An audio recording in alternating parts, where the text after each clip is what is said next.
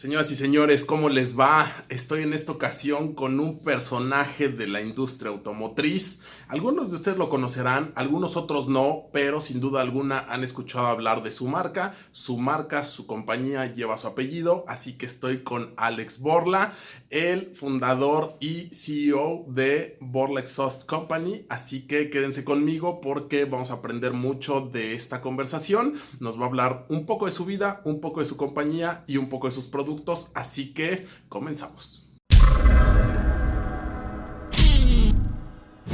Alex, thank you very much for this interview.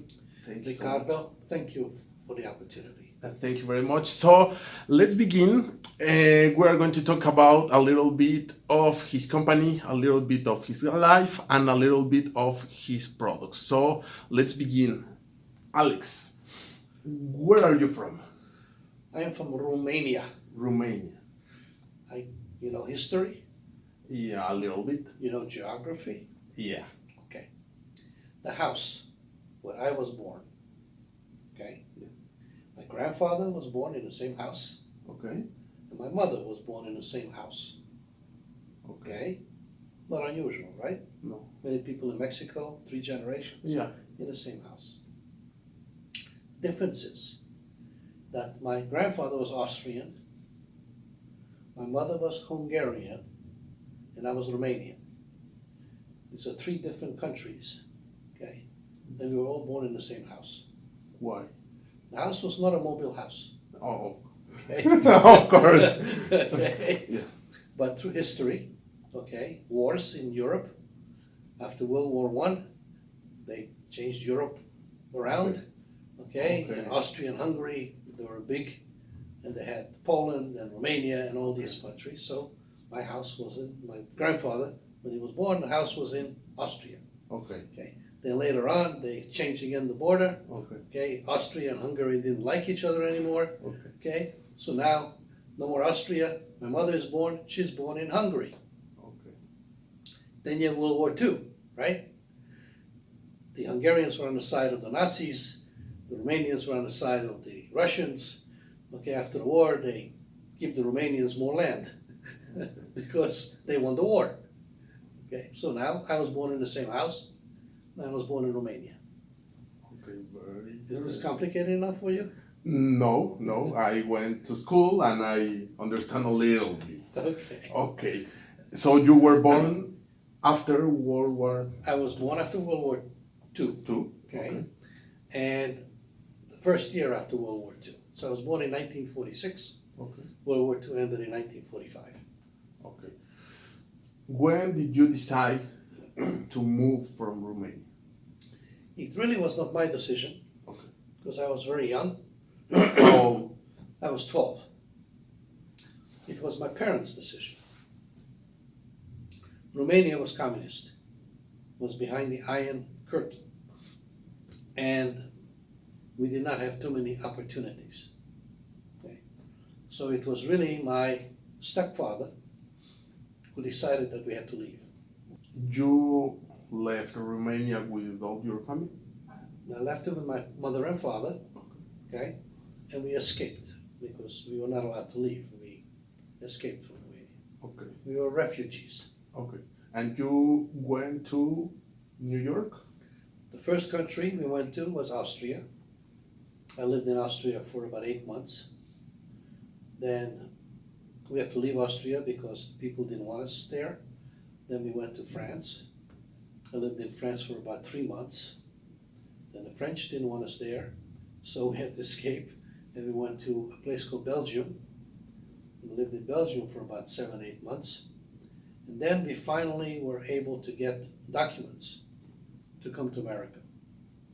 So it took us 2 years of waiting to immigrate to America. While you were waiting, what did you do? What did we do? In Austria, I went to school, and I learned German.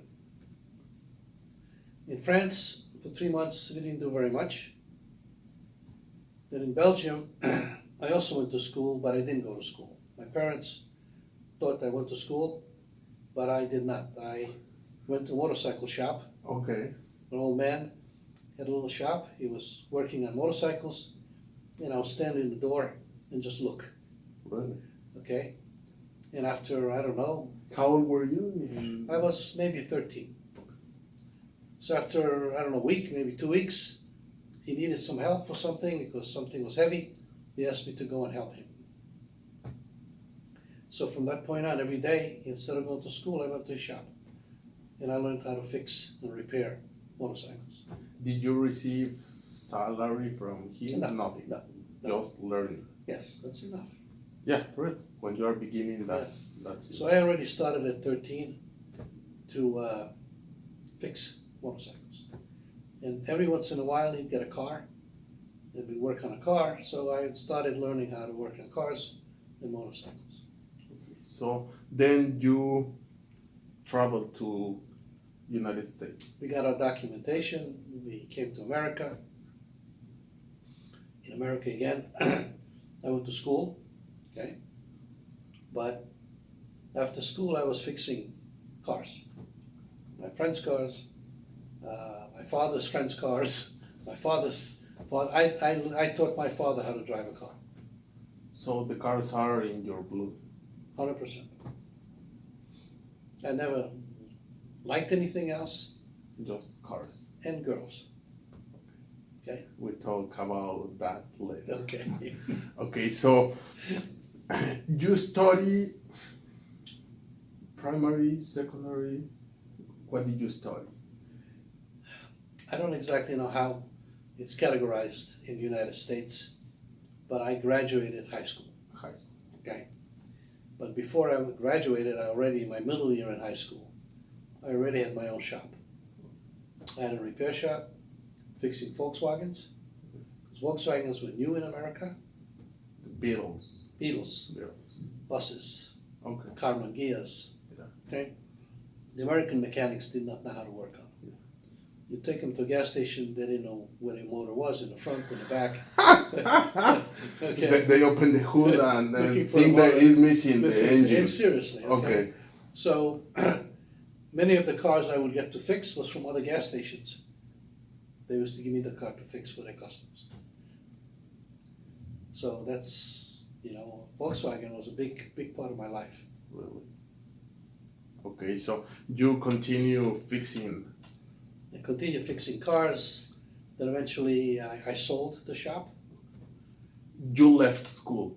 I graduated high school. High school? I didn't go to my graduation ceremony because I had to work. Okay. Okay?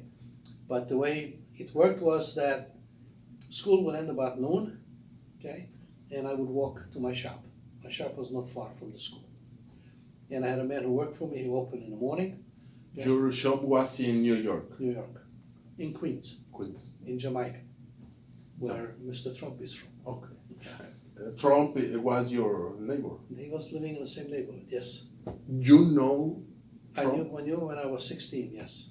Okay. And I would go after school, I would go to work. And then my worker would go home 4 o'clock. Then I would stay and close maybe 6, 7, 8, 9, 10 o'clock. And the next morning go to school. And Why did you decide to sell the shop? I decided to sell the shop because I wanted to join the army. And I sold the shop and I enlisted and they didn't take me. Why? Medical reasons. Okay. So they didn't take me in the army. I went to work for Volkswagen. But then I was very good on Volkswagens. And there was a Volkswagen dealer who was opening a new dealership. And I went to work for them. What year was that opportunity? What year are we talking about? We are talking about maybe 1966, 1967. I know you work for Carol Shelby. Yes. How did that begin? Very interesting story. I have a friend who had a body shop. And in his body shop, he had a Porsche that was in an accident in the front. And a customer would go away. You never find a customer. We had no papers to register the car. So we decided to make a race car from it. Okay. We didn't know very much about race cars, but my friend had a picture in his office from a Porsche RS 60, which is got behind your head. It's got a little crash bar, really sleek little car. So we basically followed that picture and we built this car to look like that. Okay. And my friend didn't like to drive. He was not interested. Okay. So I took the car to the track. Okay.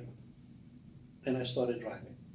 So not only a mechanic, also a pilot. Well, I didn't know if I was a good driver, bad driver. You just did it. I just liked it. Okay. Okay. And then, I spent enough time on the track and I made friends and they spent time with me and teach me, okay, how to drive properly. And the car had very low power. So through corners, you had to manage the power because you didn't have enough power. So I was very good in going through corners because I had to keep the speed. And I worked for a Volkswagen dealer who became a Porsche dealer. And Porsche was coming into America at that time with the 911s. And I was at the track with my car, driving around the track, and the Porsche factory team was there. Okay? And I speak German, and I got to know the guys, and one of the guys asked me, says, you want to try one of our new cars, one of our Porsche 911s, okay? Now the Porsche 911 had 4 times more power than the car I had. I've never driven anything with that kind of power. So in the first corner, I, okay, that's as far as I got. No. So they were laughing, okay? I finally make my way back, and one of the guys said, okay, go again. So he got in my right seat, okay? And he showed me basically the trick, okay, in driving one of these Porsches. And the real trick is that once you're in a corner, okay, if you think you're going too fast, you cannot stop, okay? You just have to have courage to keep power and come out, okay? Because if you take your foot off the gas, okay? So once I learned that, from that point on, I started driving their cars. And they basically made me a factory driver for Porsche. So I was with them for almost a year. Okay. And then I'm in Europe with them. And again, the American team is there with Carol Shelby. I speak English. Okay. So, my personality basically got together. And Carol used to watch me drive, and we had a couple of dinners with the team, and I told him what my background was. Anyhow, he put me in one of the Ford GTs. Okay, now it's 4 times more horsepower. Okay, and I took the car out, and I told him the car was no good. Really? Yes. So that Ford GT had 16 times more power than your first car? My first Porsche, maybe 8 times. Okay. Okay. I told him the car was no good. In the corners, he was pushing, and he was very impressed that I could feel the car. Okay. So they made some adjustments. They took it out again. It got better. Okay. And maybe after 4 or 5 times, the car was really good. Then they put one of their drivers in, and he went much faster. So he started using me to set the cars up. Okay. For the other drivers. Because I had the mechanical background. The other guys knew the car wasn't performing, they couldn't tell them what the problem was. Yeah. Like a baby who is sick, no? He's sick, but you don't know why he's sick. You have to feel the car, you have to feel it, And that was it, but Carol and I became friends. Very, very interesting. And going back to your history, arriving to America, you you began working with this Volkswagen dealer, and what happened later? What's between Volkswagen and Borla? Through process of elimination, I didn't want to work on cars anymore. Because I noticed that the guys who were in the showroom were making more money than I was. Okay. And they had clean hands. Yeah. Right? So there was an ad in the newspaper. One of the Volkswagen dealer was looking for a salesman. I applied. The manager liked the fact that I was a mechanic, because he needed somebody in a sales department when they were taking cars in trade to drive the car to see if there was any problems. Okay, so he took me as a salesman, but my job really was, okay, but I became a good salesman. Yeah, because Okay. you knew the product. I knew the product, okay, and I started selling more cars than the other guys. Yeah. Okay, and so I worked there for about a year and a half. They had an opening for a used car manager. I wanted that job. Okay. He wouldn't give it to me because I was too young. Okay, How old were you? 21. Okay. Okay, so I get pissed off. So I answered another ad from another place where they were opening a new Volkswagen dealership, and they wanted a sales manager. Okay, and they gave me the job. It was in a very bad neighborhood in New York, very bad. Okay, and I mean, people used to shoot at us with guns from the apartments. I mean, this was a very, very rough neighborhood. Okay. I know I got the job. Nobody wanted to go there. Yeah. Nobody wants to die Nobody working. wanted to die. I mean, this was a, it was like a war zone. Okay. You went to work with a helmet? No, I didn't give a shit. I didn't care. So this was about 1968. I worked there as the sales manager, and then I decided I want to have my own company again, my own business. But I didn't want to shop. Why? It was too small? I just had enough. Okay. I had enough of fixing cars. In New York, especially in the wintertime, you take a car, you put it up in the air, all the snow and ice and things are falling all over you. It's just not a fun Okay. thing. So I opened a parts store. Okay, because foreign cars were new in America at that time, and not too many places had parts. So I opened a store for parts, and downstairs was a basement. I had an engine shop. I was building engines and rebuilding generators, starters, and rebuilding engines. That parts you were selling, where did you get it? You were a reseller, or? I was a reseller. I imported most of the parts from Germany. Okay. Because initially I started for Volkswagen, only parts for Volkswagen. And it was very easy back then because the same part fit many years. Yes. It's very common. Like now. Same. Volkswagen has been the same for many years. So it was a relatively easy. It was easy to fix. I had a lot of experience already because I've fixed them for many years. And many people that bought parts from me, if they had problems, I could tell them how to fix it and what to do, where to put it. And if they had a major problem, like a generator, even the front link pin and kingpins, starter, anything rebuilt, they would bring it to me. And at night, when we closed the shop, I would rebuild it. And then what happened? Well, I was there for, I don't know how many years, till about 1975, from 1969. 6 years. 6 years. And then I had a little lot next door. And I used to buy some used cars and fix them and leave them there, and somebody come, I would sell it and make some money. And I started liking that business. Okay. I already had the experience because I was selling for Volkswagen as a sales manager, so I understood the process. So I sold the parts store, and I bought a dealership a few towns in Long Island.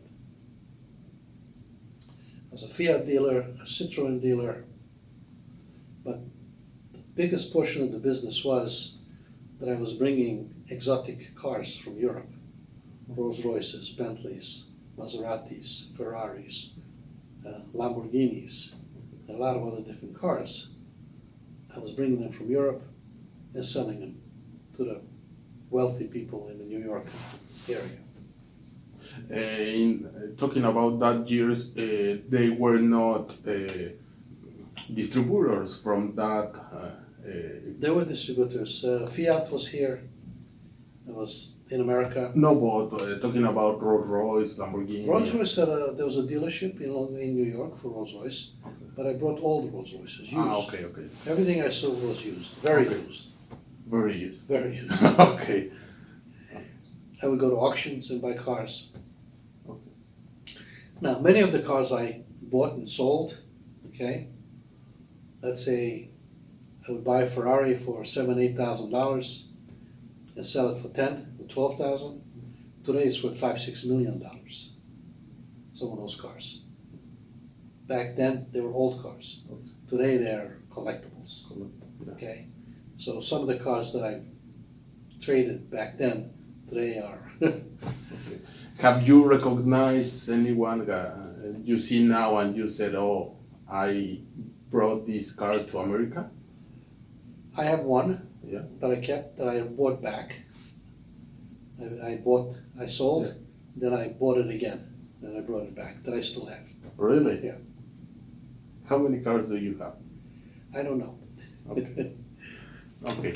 Continuing with the history, we are in 1975, more or less. 1975, I sold the parts house, and I had this car dealership in Long Island.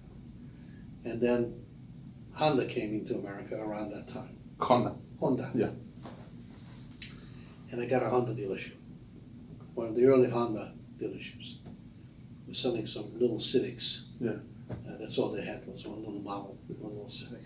Okay. And I eventually decided I did not like retail. I didn't want to be open 6-7 days a week for 12 hours a day. Why? You know, I just didn't like it. Okay. Okay. But there was money. There was money, you know, but customers, old cars come back, problems. It was a very difficult business. I didn't have enough time for me. Okay. So I decided that I wanted to be in a business. But it didn't matter where I was.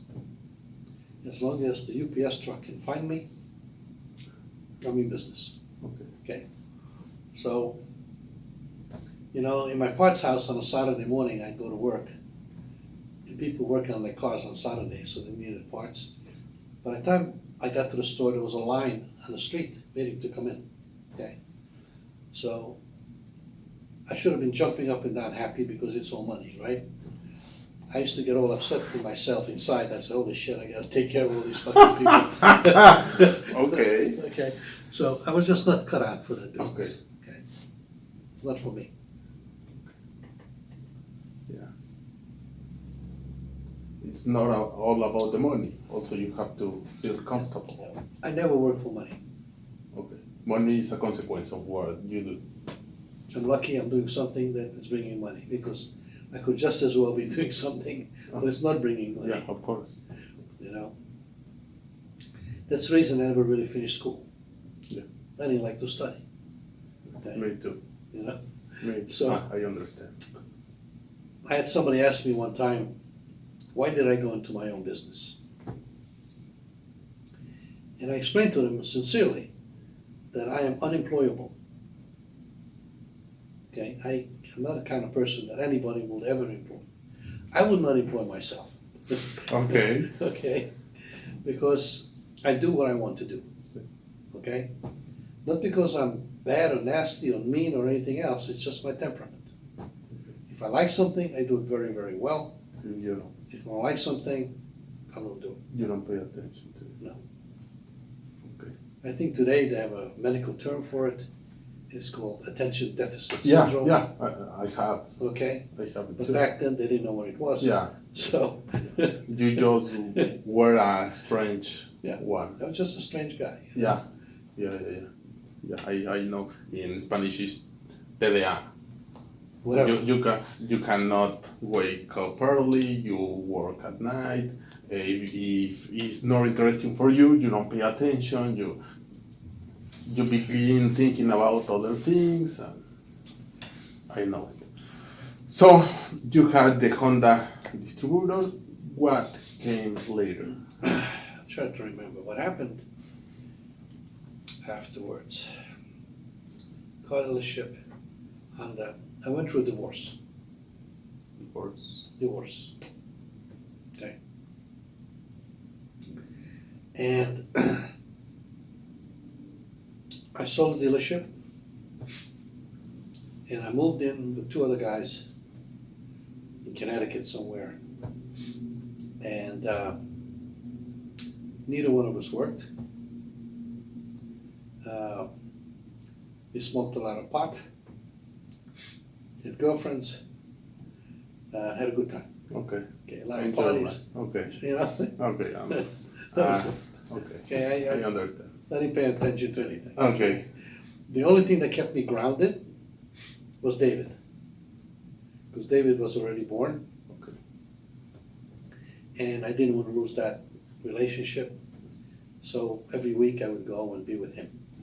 Okay, so he was the one who kept me somewhat balanced. And then I got bored of partying and smoking pot and not having any money. You know, you can only do that for so long. And I had a friend who used to bring me parts when I had the car dealership, an English guy. And he used to bring me exhaust systems that he used to bring from England to us that I used to put on the old Rolls Royces and Bentleys. So he asked me one day, he said, look, why don't you be my partner? Okay. He says, the only reason I brought these parts was for you. You're no longer in the business. I don't know where to sell them to, but I have good sources. Okay. And so I was not doing anything. I picked up my clothes and whatever I had in the house in Connecticut, and he and I went to New York. We had an apartment. This apartment, he had a mattress on the floor in his bedroom, television set on the floor. In the kitchen, he had one of those folding tables with one chair. Okay. Nothing else. He had one dish, one set of forks, okay, and an old couch that nobody knew how it got in there because they couldn't take it out. Okay. Okay. They put in before finishing building I don't the. know, maybe they took it apart. I don't know. Okay. So I lived with him. I slept on the floor in a sleeping bag. For how long? I don't know, a few months. And we took turns eating because we only had one dish. Okay. And we started selling exhaust systems for Rolls Royce and Bentleys to other shops that were fixing these cars. And it started growing a little at a time. Okay. And one day he comes to me and says, look, I don't know anything about cars. I don't like this business. I'm going to California. Here's the key. It's yours. Really? Yeah, I'm going away. So I bought him a car, so he had something to drive. And the business wasn't worth any money. And I kept on selling parts. But I had trouble with my supplier in England. Okay. He was uncomfortable because I was the only customer he had in America. So he started setting up other customers. And the Rolls Royce market is a very small market. And he could not supply me because Nave was supplying 3 people. Okay. So one day I decided, you know what? I'm going to make these parts myself. Okay. Like the history of Enzo Ferrari and Ferruccio Lamborghini. Yeah, same kind of shit. Okay. Okay. So I had a friend in Connecticut who used to import gray market cars into America, and then he used to bring them up to standard. So he knew how to fabricate, how to weld, how to cut, how to make things. I was a mechanic, I didn't know how to weld, I didn't know how to do all those things. So he said, come up here, work with me for a couple of weeks, I teach you. Okay. So he taught me how to weld, he taught me how to fabricate, he taught me how to make fixtures, he taught me how to make the exhaust systems. Okay. And then I rented a little place, and just around that time I met my wife. Okay. And we were still girlfriend, boyfriend. I convinced her to move to California. I'm sorry, from California to New York. Okay. So all the phone numbers and all the information for the company was in the house where we lived. So she would stay home, answer the phone, take orders, take care of the bank, do the business side. And I'd go in the shop and I'd make parts. That's how was born Borla Exhaust Company. Yeah. And one part at a time. And then it started growing. We needed more space. So we rented a 500 square meter shop with the option to buy it. Okay, the owner was willing to take the money that we gave him in rent and put it aside as the deposit, the down payment, to buy the building. Really? Yes. Okay. Okay. And I negotiated that going in. And we started growing the business. We became very, very successful in the Rolls-Royce and Bentley market.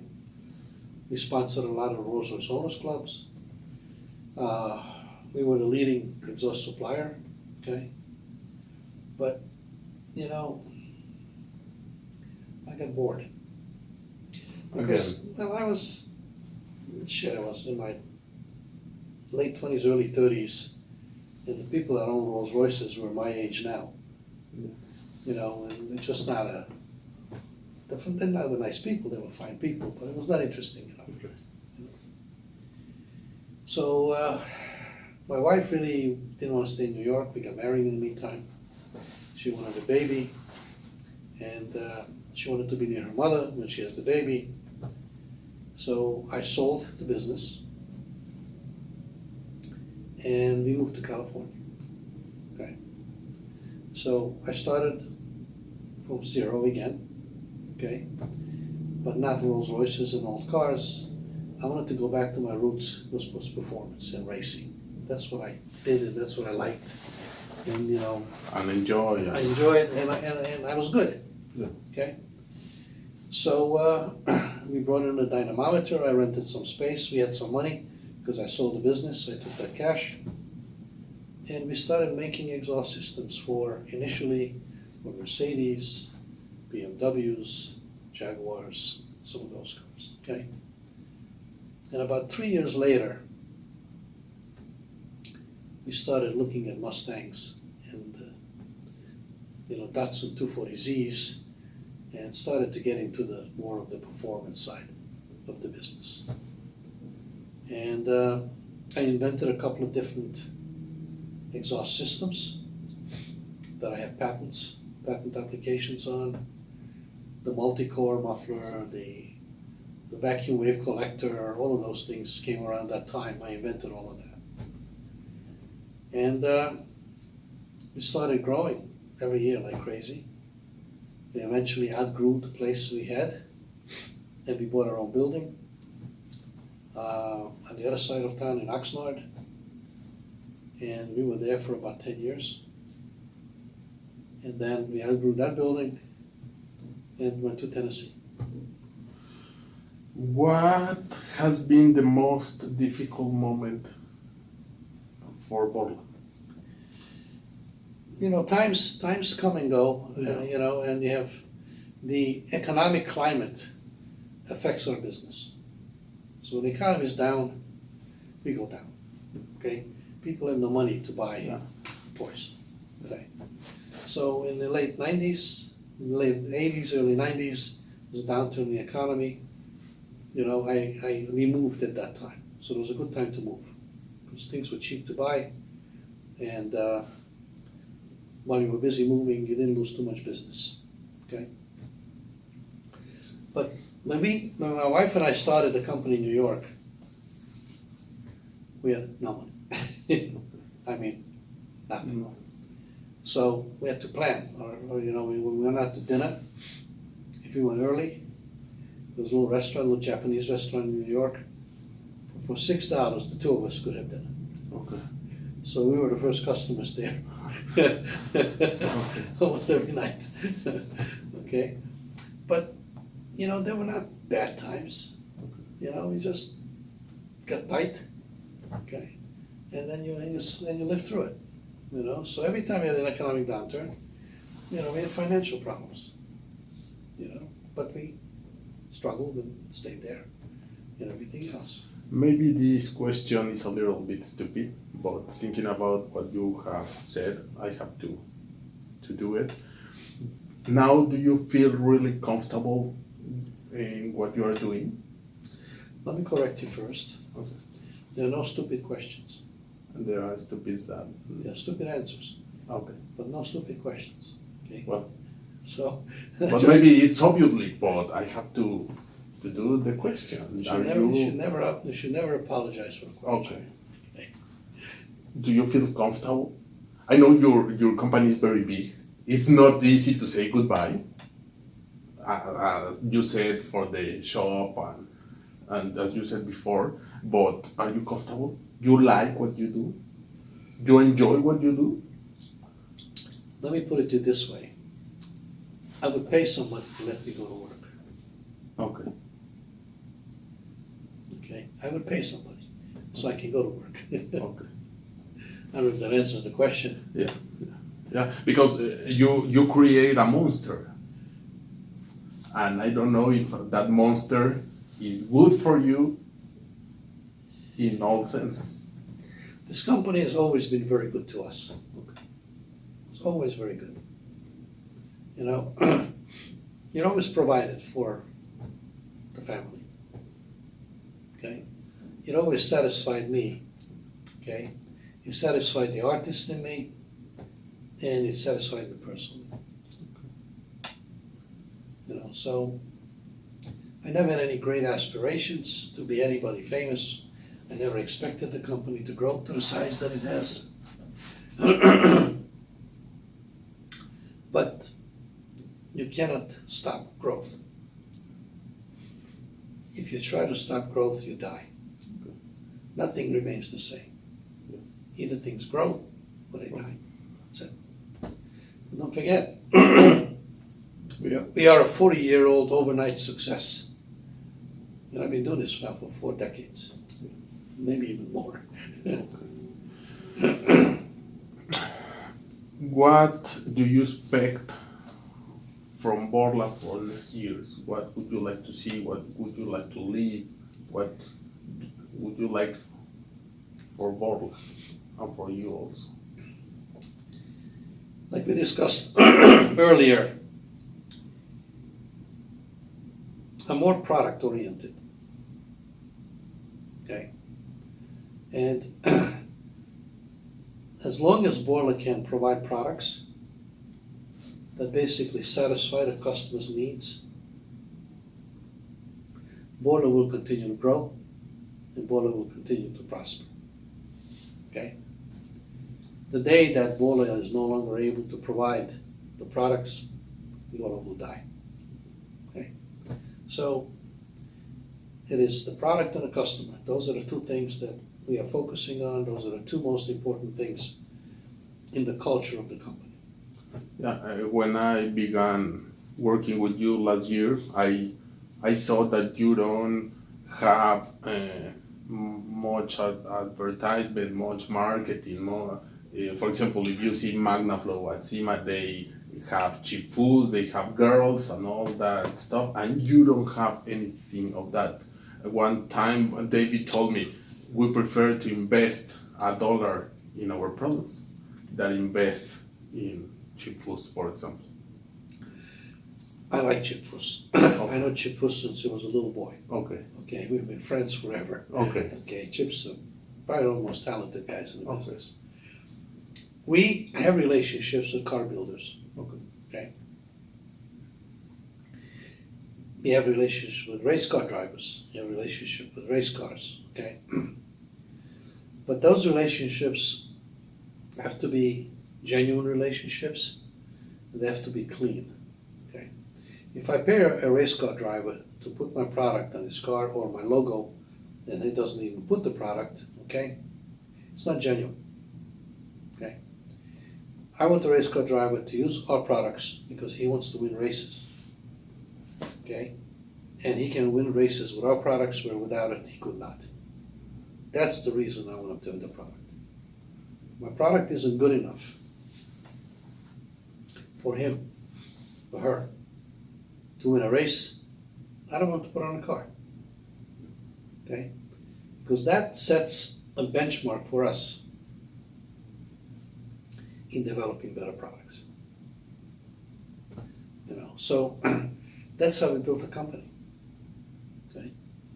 We basically have these relationships, they're product oriented. And when you have these guys that uses your products and they win races and all that stuff, you still pay them? No. No. I mean, you have customers here that use our products. Of course. They like the products because they go faster. Yeah. Okay, we pay them. No. Okay. I don't charge money for the product. If it's a known, well-known racer, I give them the product for free. Okay. The lower guys have to pay. And to finish this interview, It's not 4 o'clock. Okay, well, so we continue. Well, what would you tell to the people who is watching us that maybe they have fallen many times, that maybe they are tired of what they do, they go to work every day, they have a very low salary, they don't like what they do, but they are in their comfort zone? What would you like to tell them? Because you are a very successful guy. You came from having nothing to have almost everything. So what can you say? It's a very deep philosophical question. Okay. But not stupid. No. Okay. It's a very intelligent question. The answer might be different for different people. Okay. So I can only share with you what my own experiences are. Okay. Success is not built on success. But every time you read a book about how to succeed in life, you always read success is built on success. It has not been my experience. Okay. My experience has been that success is built on failure. Okay. If you haven't failed, there's always a chance that you will. Okay. Because you don't know the science. Okay. And you have to be able to get up and get yourself dusted off and say, okay, I failed. These are the lessons I learned. I don't want to make these lessons again. Okay? And then move on and make other mistakes and fail again. Okay? I can't tell you how many times I failed. Not all my companies were successes. Okay? And the times were difficult. From the IRS being after me and, fighting my way out of paying taxes. And, I can tell you stories. In 2008, when we moved from California to Tennessee, there was a big economy drop. A lot of companies, car companies went broke. The bankruptcy for General Motors or the other companies. These were our customers, okay? And the bank that we had a loan with got in trouble, okay? And they wanted the money back from us. Well, we didn't have the cash to give to them, okay? And they told us that if in 30 days we don't pay them, they close the company. And what did you do? I decided to fight. Okay. Everybody told me I shouldn't fight because the bank was the 7th largest bank in the United States. Banks have a lot of power, okay? But I learned from one of my early mentors who told me that if you're not willing to fight for something, you don't deserve to have it. Okay? So you better be ready to fight for it. Otherwise, if you lose it, you're supposed to lose it. Yeah. You know? And I had many friends. I put together a team and I fought the bank and I won. Okay? And I forced the bank to give me time to move, finish my move, get myself back on my feet, and pay them. And I did. Okay? So, you know, those were difficult moments because I was no longer young. Everything I ever worked for and my wife ever worked for, we're going to lose. Okay? They were going to take everything, right? And that was a very stressful time. But, you know, took every day at a time and fought through it. Did you got sick or suffer something like that because of that stressing time? No, is the answer. Okay. Okay? But the reason is I don't suffer from stress. I'm a carrier. I give it to other people. Okay. And Ruby can tell you that. Okay? So, I don't suffer from stress. I give it to everybody else. Not you. Not me. Very, very interesting. Very, very interesting. You know. Okay. Look, in life you can be a hammer, Yeah. or you can be the nail. Which one would you rather be? The hammer? But you have to think about that, okay? And there has to be a conscious decision. Okay? I'll give you a little story where I learned that. It's in one of my classes in school. In which country? In the Here in the United States. Okay. Okay? I think it was junior high school, maybe high school.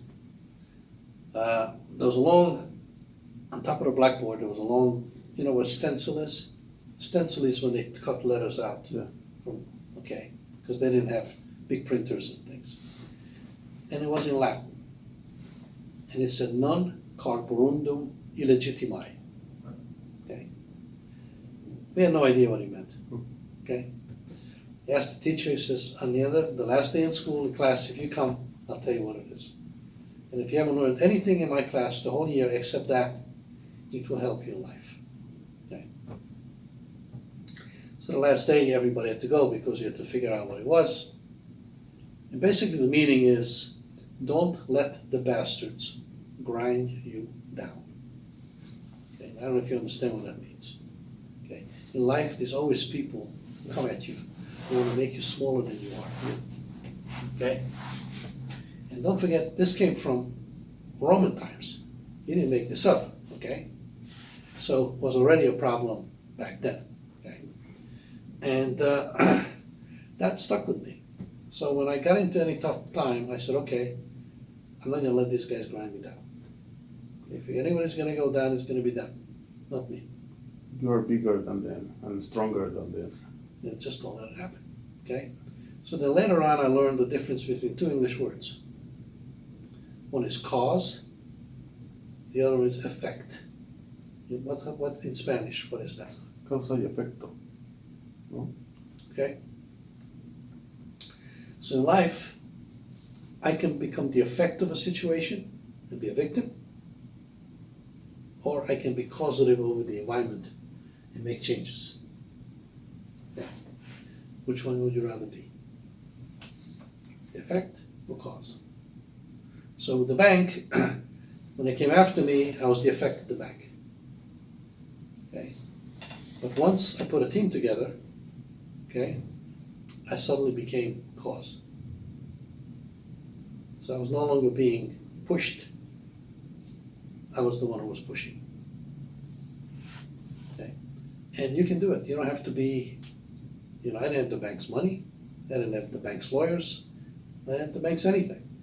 Okay, but I had a plan, and I had my intentions. Okay, and you had no choice. Okay, Trump is very much like that. Okay, that's why he wins. Okay, he also knows the difference. Okay, the most valuable thing you have is your word. If you make the mistake of promising something, you better keep it. Okay. Okay, even if you change your mind down the line that you made a really bad promise, okay, you don't get out. Okay, you keep it. Okay, and those are the philosophies of life that will basically help anyone in your group who really has aspirations, they want to go on. Praying to God is not going to do it, because God only helps those people that help themselves. Yes. Okay, so if you are one of those people who goes out and does things, God will help you all the time. Okay, He expects you to do things, not to sit there and pray. Yeah, wait Okay, what is for it him coming? to do something Yeah, for right. you. And you got to have, this positive attitude. You have to have a good plan. You can't have a stupid plan. Yeah, Okay. of course. There might not be any stupid questions, but there are a lot of stupid plans. Yeah. Okay, and then you have to follow the plan. Okay, well, the last question. Even though nobody is going to be here in this life forever, and I can die tomorrow, you can die tomorrow, do you think Borla as a company is ready to lose you one day? Borla has its own life, has its own pulse, has its own energy, okay?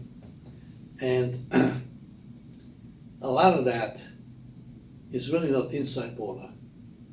A lot of that is outside Borla, okay? What I mean by that is that the customers, okay, there's an agreement in the physical universe between all the customers for all the years that been around Borla, okay, to agree that Borla has to exist. Okay, as long as they agree that Borla has a reason to exist, Borla will do well. Okay, it doesn't matter if I am there, if I'm not there. Okay, today Borla is in a position where it has a good, solid foundation and a very good team. Okay. You can trust them in any situation. I am not that involved in the day-to-day activities of the company, okay? My involvement today is looking at the process and improving the process, designing and building machinery to make the product better, okay? I've always been product-driven. I always look at this product because of the definition of a good product is a product that can be improved. Okay? So, through that definition, we are continually improving the product. Our competitors have the same product today that 40 years ago. Yeah. Okay? As you know, we don't. Yeah. Okay? Every single year we have different products that we come out with. Okay? We go through a lot of work, a lot of effort. Okay? So, this is where I am now. Okay? And I like this position in the company, okay, because it allows me to be creative, okay, express myself. At the same time, I'm still available if people need me for whatever, okay. And there's another creator in the company? There's a lot of creators in a company because there's a lot of different things that need to be created, okay. The details of the creation on an ongoing basis, which is research and development. You have two very good competent groups that continually are researching and developing new products. We have one in California, and in the last 10 years, we developed one in Tennessee. Okay? That's ongoing. Okay? I don't even know what they are doing. Okay. Okay? Because they have such a good relationship. Okay? David, okay, is very creative on the marketing and sales side. Okay? David's background is music. Okay? He understands sound. Okay? He has got a very good ear for sound. Okay? So David established the benchmark for what an exhaust system should sound like. Borla, David created the Borla sound. Okay? And he is the gatekeeper of that technology. Okay? Nothing is created on a sound side at Borla that David doesn't have to prove. Okay? Now, David also trained a couple other people in what to listen for. Okay, so he's got a team. Okay? But you're a creator. You are also a creative person. You created, a mechanism and a vehicle for us through which we can disseminate our products and reach a beautiful customer base. That takes creativity. Okay? Roberto's creative in his own areas. Okay? So the success of a company, I don't think it's ever one person. No, but maybe it's the head, and the company has his. The company needs leadership. Yes. Okay? But that leadership has to be established through a culture. Okay? And you have to have the right culture in organization for an organization to function. Okay? And those cultures are usually created and led by an individual. Okay? So yes, you need leadership. You know the definition of a camel? No. It's a horse designed by a committee. Oh. Okay? So, you need that individualism. It's not the group that ever creates anything. The groups never create anything. It's the individuals inside the group that do the creating. Okay? And Borla has that culture. Borla, from the beginning, has been developing individuals. How many employees do you have? I think all together today we have 200.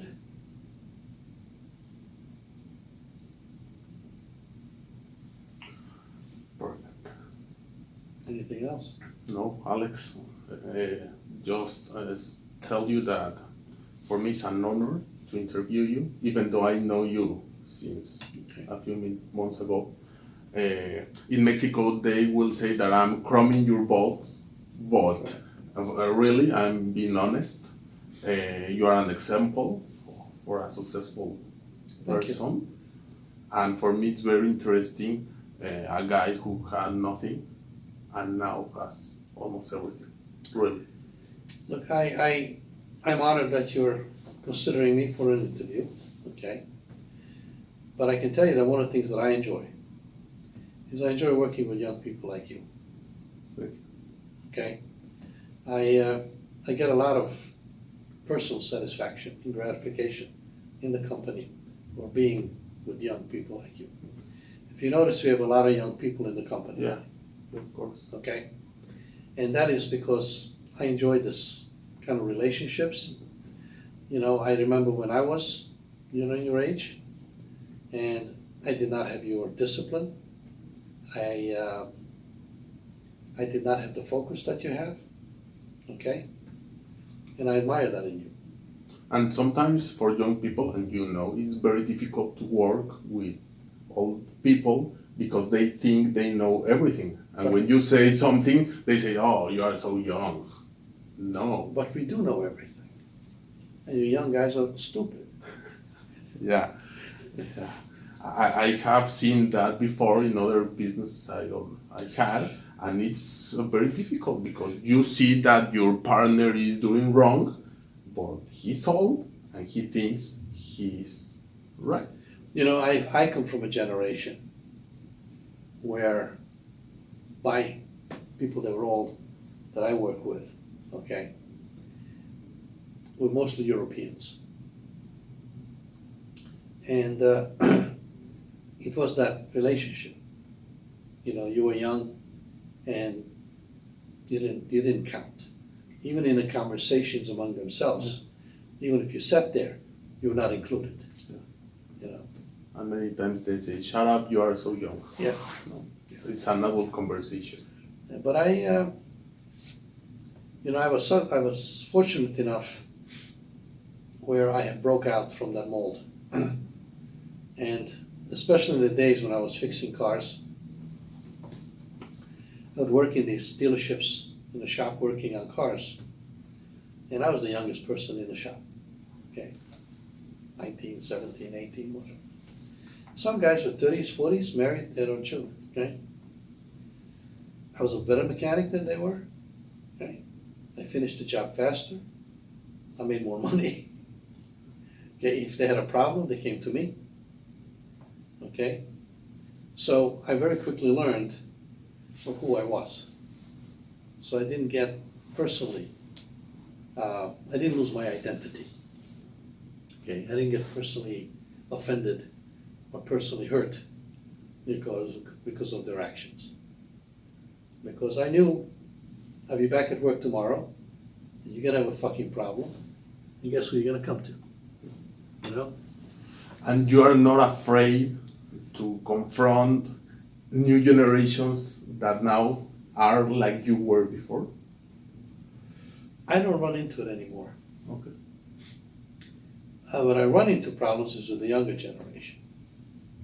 Okay? Not everybody has the sincerity, and not everybody's as genuine as you are. Okay? Many of the younger millennials that come out of academic environments, they've never done anything. They just studied in books. Okay? And they have a lot of confidence in the fact that they know all these things. They believe that they go to school and they know everything. Right. That's difficult for me. Okay? Including with my youngest son. You know, he was an exceptionally good student. Okay? Very smart. Much smarter than I am. And when he first got out of school and got himself involved in some of his activities, okay, he made a lot of money. Okay? In his mind, the fact that he was making money, that means he was smart. No, he was lucky. But eventually his luck ran out, which is the best thing that happened to him, because suddenly he had started listening. Okay? But there was a period of time with both of my boys, I couldn't say anything to them because they knew everything better, including David. Because David had a lot of success in his music. How long David has been working with you? 17, 18 years. David matured. He was not very mature for a long time. I find in the last year or two, ever since he has children himself, I see a change in him. I don't know if you agree, you know, but he's a different kid now. You know, I really didn't like him very much, you know, when he was younger. Okay, he was still my son and I would do anything for him, but I didn't like him very much. Well, anything else to You tell me. say? What else you want to know? Size of my shoes? No, well, we will cut this. Well, I don't know what else to ask you. Really, I'm impressed of what you have done. Really. And I don't know if I have to say this, but I'm not crumbing your balls. But I would like to have a story similar to You you. will. Look, you have all the right components to succeed. Okay. Like I told you a little earlier, when we were talking about Mexicans, and that I should be careful of Mexicans because of the fact that they don't trust Americans and all the other things.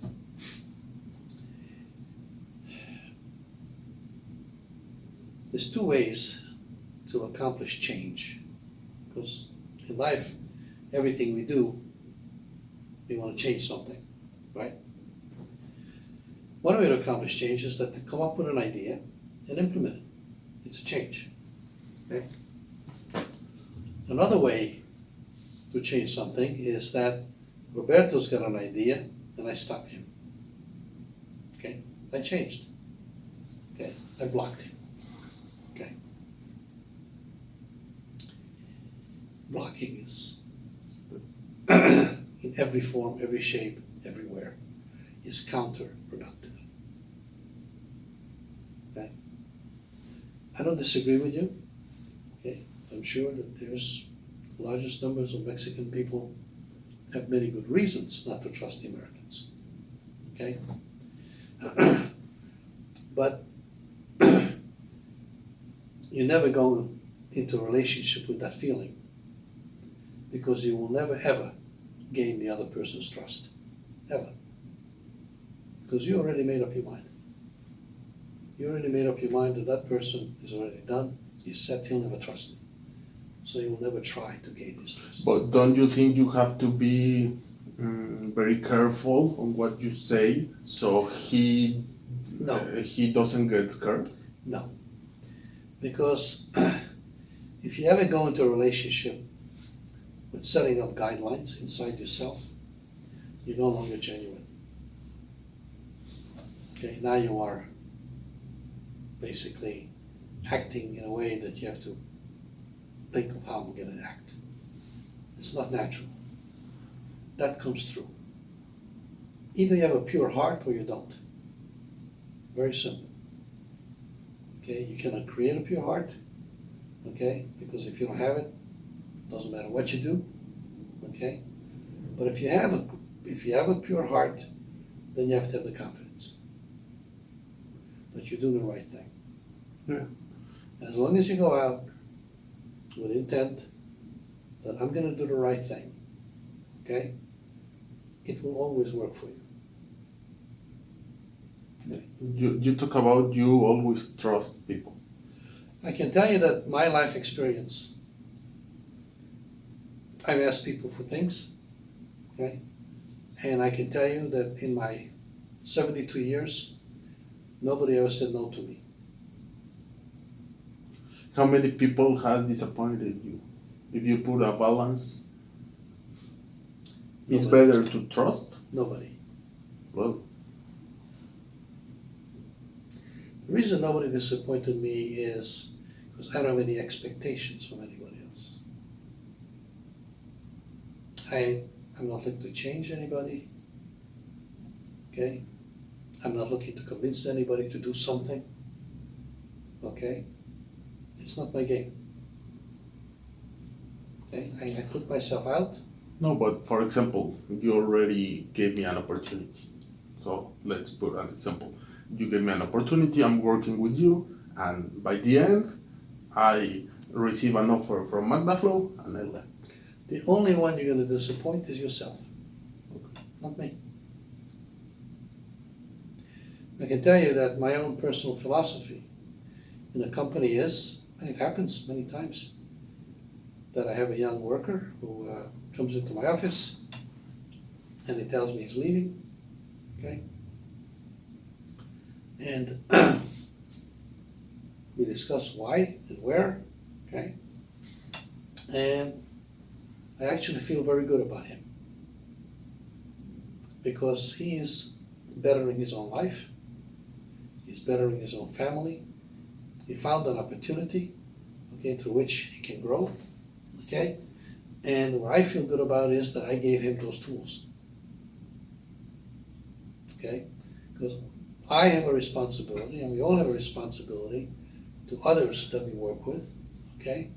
To create an environment in which they get better.